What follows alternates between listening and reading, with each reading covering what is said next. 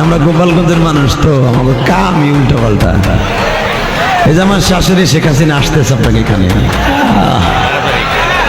12 তারিখ আসিতেছে। গোপালগঞ্জের নয়নমণি, আমার দেশের গর্ব, বঙ্গবন্ধু কন্যা। আরে মেয়ে হ্যাঁ যা কিছু কন কন, আমার কিচ্ছু আসে যায় না। দেশ উন্নত হয়েছে, এর ভিতরে কোনো সন্দেহ নেই। কথা কন না কেন?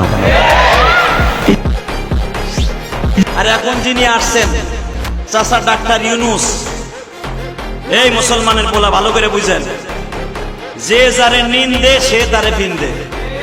কথা বলেন না কেন? শেখ হাসিনা সারা জীবন তারে সুৎখোর কয়ে গালি দিছে, বাংলাদেশে পাড়া দিলেই তারে জেলখানায় ঢুকাইব। এখন আমার মন কেন যেন কইতেছে এইটা উল্টা হইছে। শেখ হাসিনা যদি বাংলাদেশে কখনো পাড়া দেয়, 2 দিনের লেগে হইলেও আয়না করে যাইতে, আমার বিশ্বাস আয়না করে যাইতে।